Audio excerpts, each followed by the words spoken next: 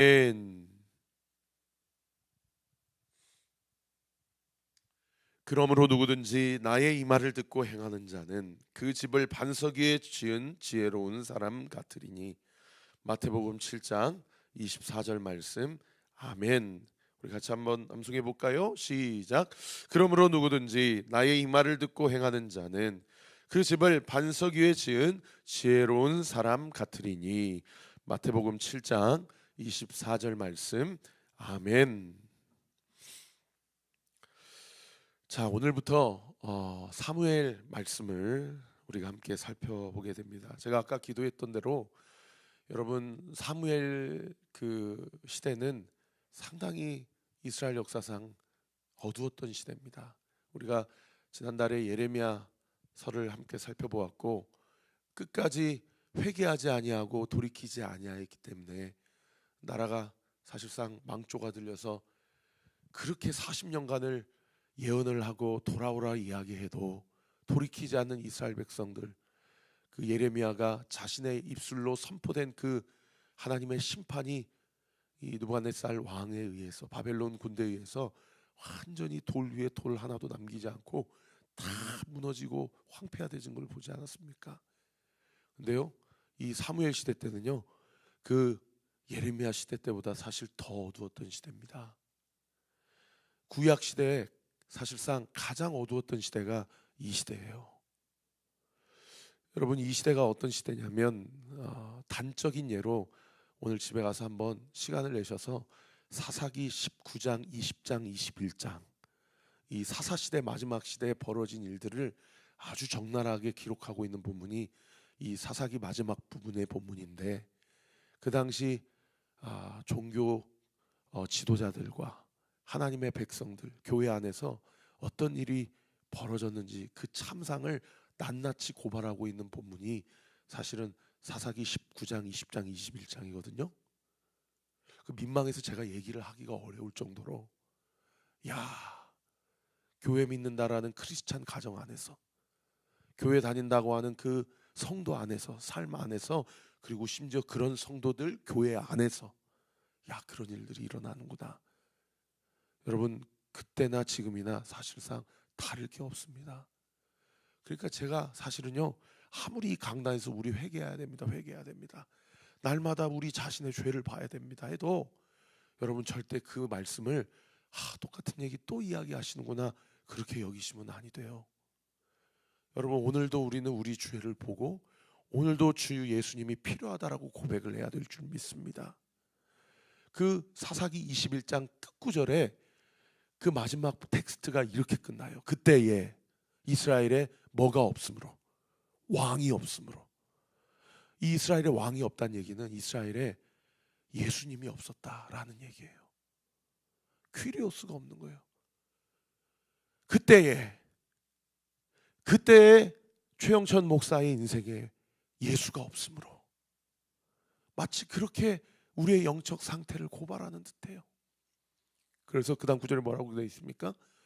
모든 사람이 자기의 생각, 자기의 판단, 자기의 소견에 나 이렇게 할 거야, 이게 맞을 거야, 그리고 나 이렇게 하고 싶어, 자기의 소견에 옳은 대로 행하였더라 라고 하고 사사기가 끝이 나게 됩니다. 그러한 사사시대가 이제 정리가 되고 이스라엘 역사에 왕이 없었던 그 시대에 하나님께서 왕이 없기 때문에 왕의 대리자를 세우시기 위하여 사사시대에서 왕정시대로 넘어가는 그 과도기 가운데 오늘 이 사무엘상 1장이 기록되어 있는 그런 상황이에요. 그러면 제가 지난번에 한번 설교한 대로 여러분, 사무엘상하라고 이렇게 기록되어 있지만 원래 히브리어 텍스트는 사무엘서입니다. 이 한 권이에요. 이거를 번역하는 과정 가운데서 이 랍비들이, 이 지도자들이 이 두 권으로 쪼개놨어요. 그래서 사무엘상, 사무엘하인데, 여러분, 이 한 권의 책이 사실상 주인공이 누굽니까? 사실상 우리가 잘 아는 왕, 인간 인생의 여러 왕들 중에 가장 우리의 진정한 왕이 되시는 예수님이 누구인지, 예수님이 그 한 사람의 인생을 통치하시고 한 나라를 주권적으로 통치하실 때 어떠한 은혜와 어떠한 하늘의 복과 땅에 기름진 축복을 우리가 누리면서 살아갈 수 있는지를 가장 모델적으로 그림자로 잘 보여줄 수 있었던 그 한 사람 왕이 바로 다윗이거든요. 그러니까 사무엘서의 주인공은 사실상 예수님, 사실상 눈에 보이는 다윗이 주인공이에요. 그런데 제가 지난번에 한번 설계한 대로 세상에 다윗의 어머니 기도로 시작하지 않고 오늘 이 본문을 썼다라고 추정이 되는 사무엘이라는 선지자, 사무엘이라는 제사장, 사무엘이라는 사사, 이 마지막 사사의 어머니의 이야기로 오늘 이 본문이 시작을 하게 됩니다. 그 사무엘이라는 사사의 아버지의 이름이 오늘 본문에 1절에 기록되고 있는데요. 1절 말씀 보시면 에브라임 산지 라마다임 소빔에 에브라임 사람 엘가나라 하는 사람이 있었으니 그는 여로함의 아들이요 엘리후의 손자요 도후의 증손이요 숲의 현손이었더라. 여러분, 이 엘가나가 에브라임 사람이라고 이야기를 해요. 근데 제가 앞서 이야기한 대로 이 사람이 제사장입니다. 그러니까 이 레위 지파는 다 분깃이 없고 자기 땅을 소유받지 못했기 때문에 이스라엘 12지파에 흩어져서 그렇게 살지 않습니까? 그들을 영적으로 교훈하고 그들을 영적으로 가르치고 그들을 영적으로 깨워서 훈계하는 일들을 감당한 그러한 지파 사람들이 레위 지파 사람들 아닙니까? 그러니까 이 엘가나가요 얼마나 이 유력한 사람인 거 아니? 그의 아버지의 이름, 할아버지의 이름, 심지어 증조 할아버지, 고조 할아버지의 이름이 1절에 나타날 정도로 여러분 성경에 이렇게 이름이 다 기록되어 있다는 것은 이 영적으로 상당히 유력한 이 신실한 집안이란 뜻이에요.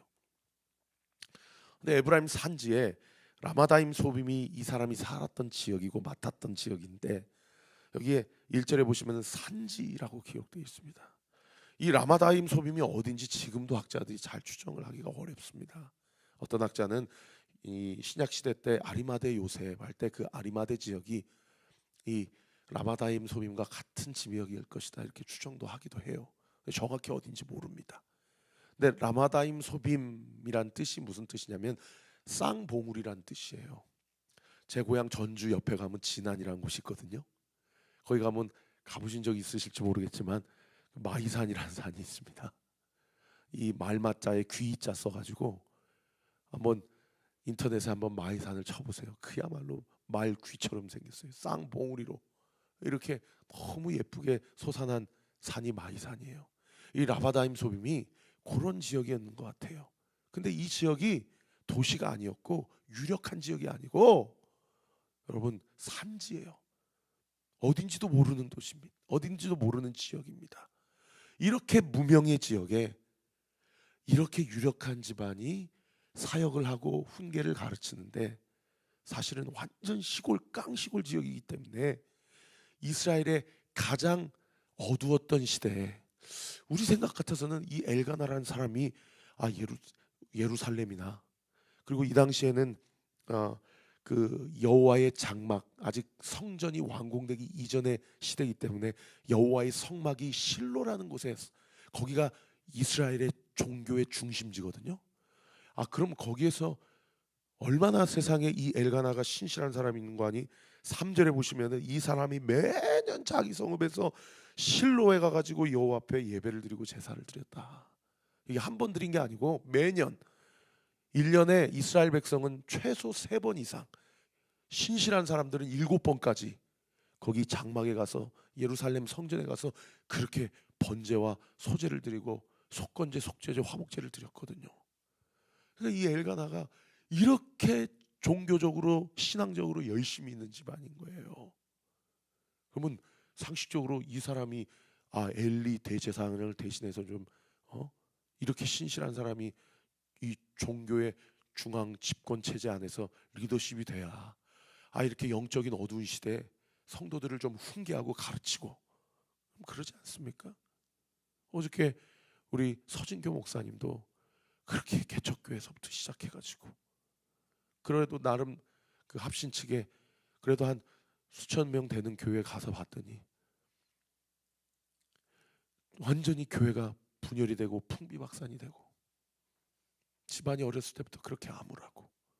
그러면 우리가 이름만 대면 알만한 대형교회 후임자로 좀 세우셔서 좀 교회 갱신을 좀 일으키고, 교회가 막 무슨 세를 과세하고 자기 힘을 자랑하는, 그래서 나라를 바꿀 수 있을 것 같다라고 생각하는 그런 시대에 좀 그런 분들이 좀 잘 좀 총회와 노회와 이 교회에 좀 유력한 포지셔닝을 좀 자리를 잡아가지고 하면 그럼 얼마나 좋을까.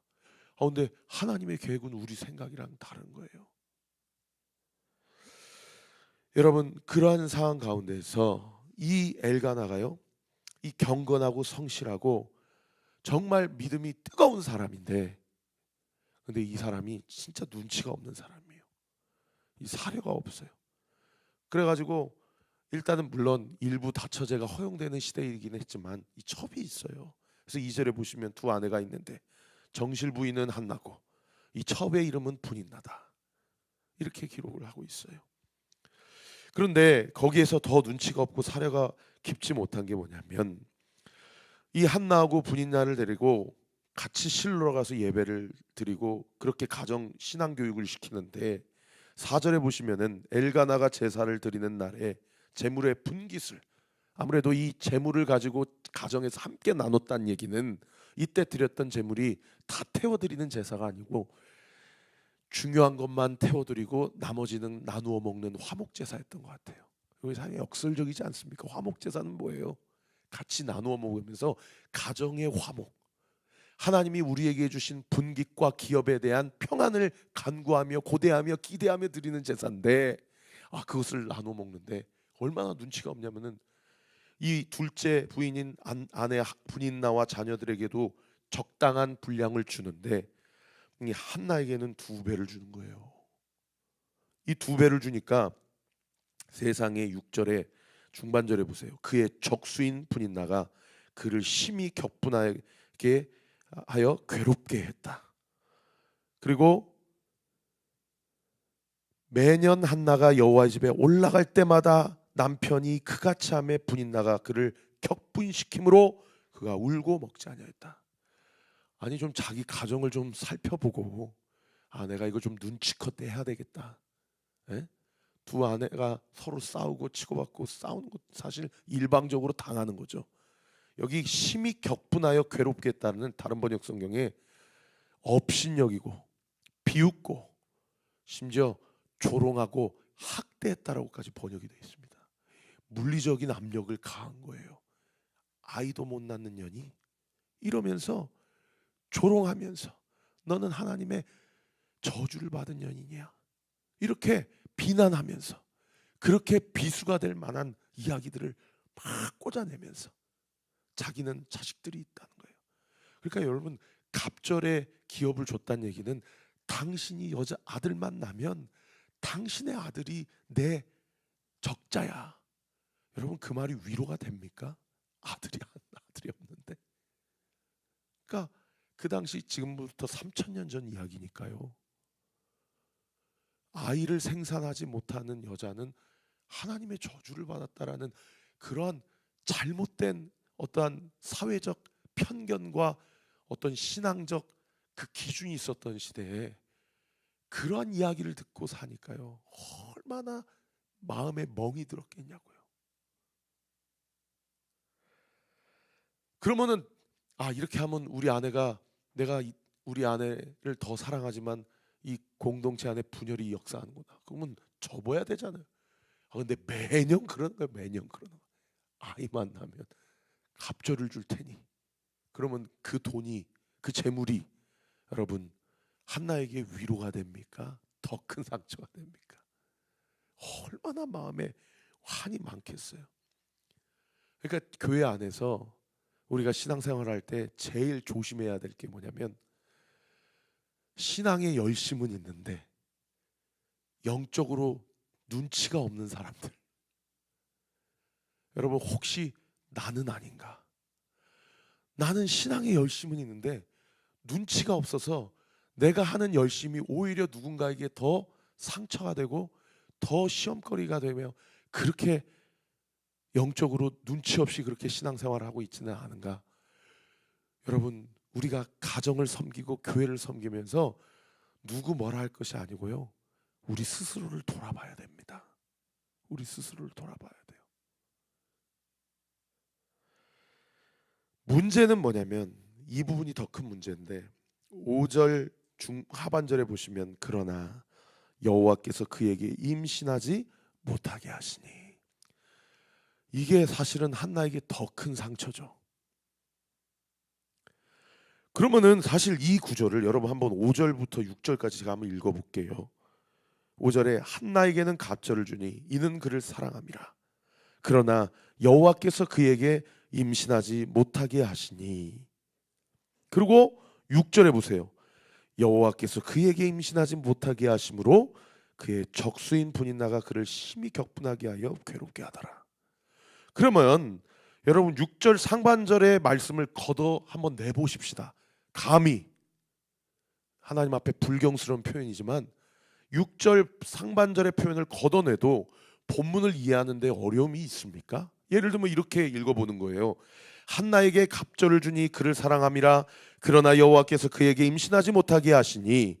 6절 상반절 걷어내고 그의 적수인 분이나가 그를 심히 격분하게 하여 괴롭게 하더라 라고 읽어도 여러분 본문 이해에 어려움이 있습니까?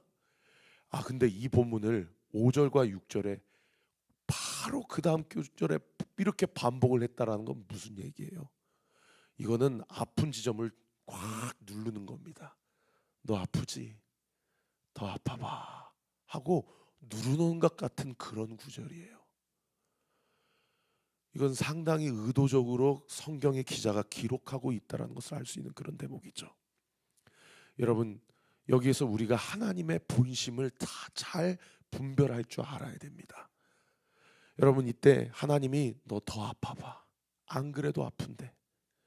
그래서 6절에 그 적수 분인나가 심히 격분하게 하고 괴롭게 할 때 그 원인이 네가 임신하지 못한 건 하나님 때문이야 라고 그렇게 확인사살할 정도로 이 아픈 지점을 더 꾹 누르는 게 분인나의 시작, 입술에 근거한 시작이기도 했지만 사실상 본질적으로는 그 문제의 원인이 분인나나 그리고 눈치 없는 엘가나에게 있는 것이 아니라 하나님께 있다라는 것이 성경이 확인해 준다면 여러분, 하나님 앞에 어떻게 어떤 태도와 자세를 결정하시겠습니까? 삶을 살아가는 여러분의 마음을 어떻게 마음먹기로 작정하시겠어요? 저는 어저께 참 많이 울었거든요. 여러분, 서목사님이랑 사모님이 그렇게 결정할 수도 있잖아요. 내가 이렇게 저하고 동갑이시더라고요, 나이가. 저는 우리 집안에도 참 어려움이 많았는데 목사님 집안만큼은 아니었어요. 그렇게 두 분이 알코올 중독에다가 그렇게 정신 질환을 앓으시고 그리고 돈이 없어서 그렇게 3번이나 퇴학을 당하시고, 그러면은 좀 목회하면 자기가 살아왔던 그 기구한 인생 가운데 하나님께서 그래도 나에게 이런 은혜를 주셨다 하고 청년들을 향해, 성도들을 향해 그래도 나를 만나게 하시고 지금도 나를 이렇게 사용하시는 하나님을 좀 그렇게 드러내는 그런 가정이면 얼마나 좋겠습니까? 그런데 세상에 사랑하는 아내를 만나고 자식 새끼를 낳았더니 뇌전증에다가 발달 장애에다가 여러분 어떻게 살라고 그렇게 그 가정을 그렇게 거기까지 인도하시냐고요.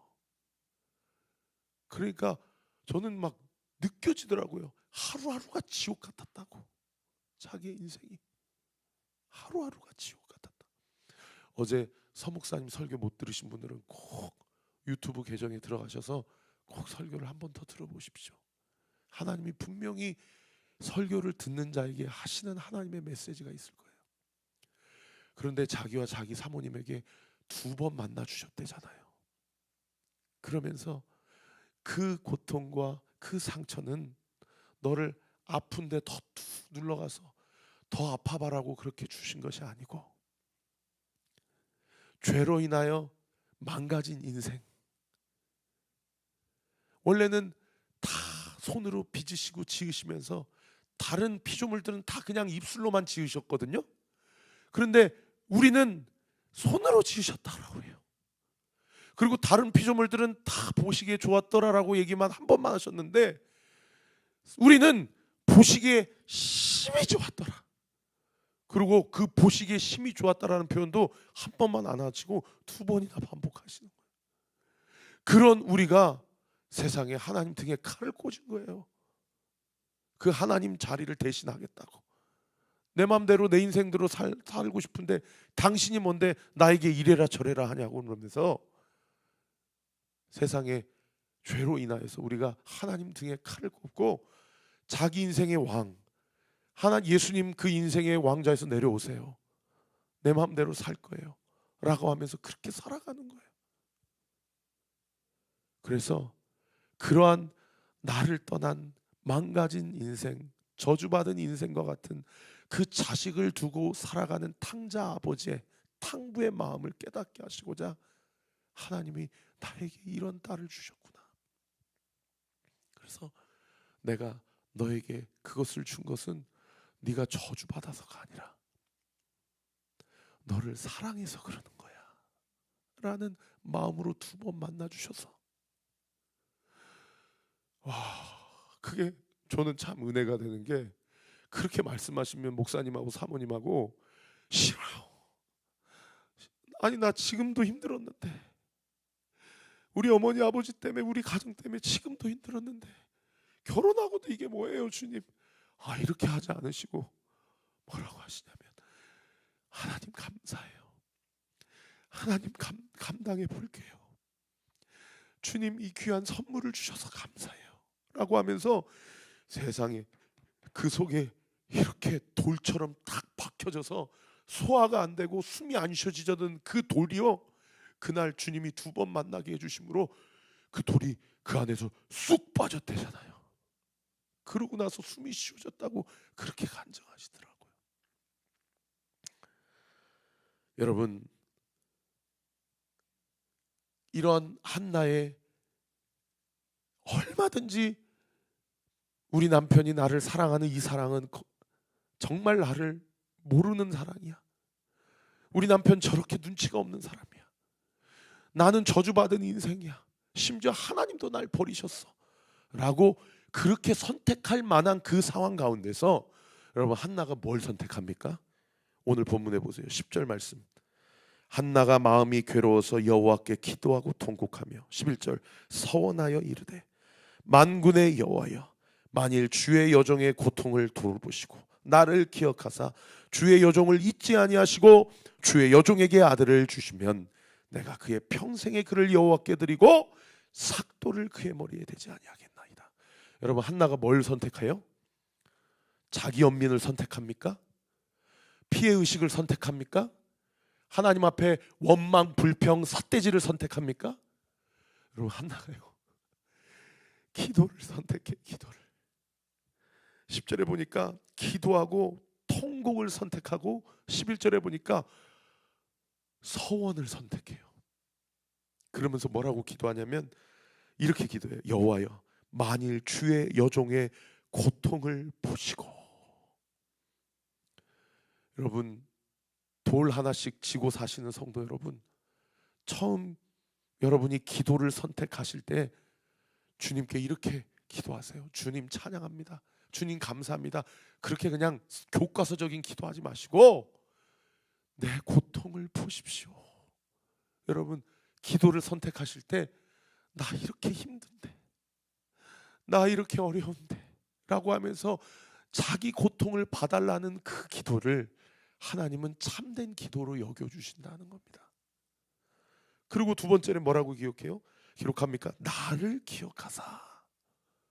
여기 나를 기억하사를 다른 번역성에는 나를 불쌍히 여겨달라, 나를 잊지 말아달라.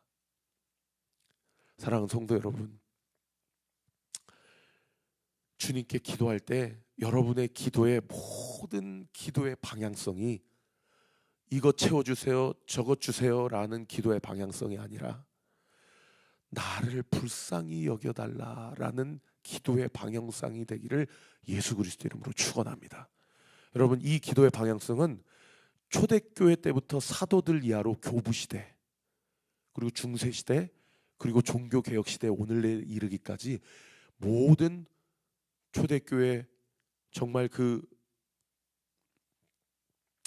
갑바도기아라든지 그 굴 속에서라든지 지하에서라든지 수도원이라든지 산 위에서라든지 많은 박해와 핍박 가운데 많은 경건한 크리스찬들, 청교도 신앙들, 이 사람들의 기도의 마지막 결정이 나를 불쌍히 여겨달라라는 기도의 방향성이었어요. 여러분, 우리는 그 기도의 방향성대로 주 앞에 기도해야 될 줄 믿습니다. 그리고 마지막 세 번째로 어떻게 합니까? 아들을 주시면 그것을 내 소유로 여기지 아니하고 하나님 소유로 고백하고 그렇게 바치면서 살겠습니다. 여러분, 무엇을 구할 때 여러분의 필요한 아들이 뭡니까? 지금 여러분에게 그 돌덩이가 확 빠져나와서 이 문제만 해결되면 내가 숨 좀 쉬겠다 라고 하는 그 지점은 무엇입니까? 여러분, 그 지점을 내가 어떠함을 관철시키거나 어떠한 것을 얻어내고자, 어떠한 것을 누려내고자, 자랑하고자 그렇게 하나님 앞에 달라고 하는 것이 아니라 여러분, 주님을 위해 달라고 하세요. 주님을 위해 달라고 하시면 주님이 그것을 책임지십니다. 주님이 그 문제를 반드시 해결해 주세요. 그래서 우리의 기도가 온리, 오직 솔리데오 글로리아, 하나님의 영광을 위하여 하나님 앞에 간구하는 기도가 되기를 우리 구주 예수 그리스도 이름으로 축원합니다. 그리고 그 기도를 할 때 제 눈에 확 들어왔던 표현이 12절인데요. 여러분, 이 기도를 한나가 요거 쓸 때만 한 번 기록한 게 아니고요. 12절 보세요. 그가 여호와 앞에 어떻게 기도하고 오래 기도하는 동안에, 여러분, 기도는 영적인 노동입니다. 영적인 씨름이에요.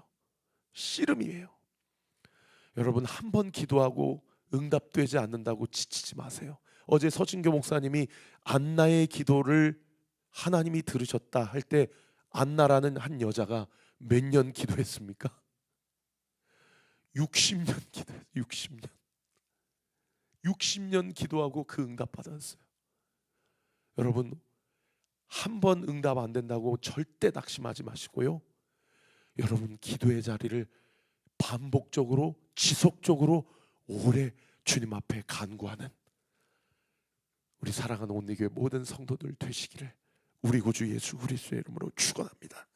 기도하겠습니다. 아버지 하나님, 감사합니다. 오늘 월삭 기도회로 주님 앞에 찬양하고 이렇게 말씀을 들었습니다. 오늘도 주께서 전하라 하신 말씀을 다 전했습니다. 아버지 하나님, 우리 사랑하는 성도들 주 안에서 기도에 막힘이 없게 되기를 원하나이다. 주여, 오늘 이 현장에서 기도하고 하나님 앞에 부르짖고 간구하는 성도들이나 각 골방에서 예배드리는 성도들, 주님, 한나의 입술을 주목하시고 주저리 기도할 때 중언부언 기도하지 않고, 심지어 목사님이 와서 너 왜 술 처먹고 여기 와서 기도하냐, 아버지 하나님, 그렇게 영적으로 상처를 주고 아픔을 준다 하더라도 아버지 하나님, 당신의 여종을 불쌍히 여겨주십시오.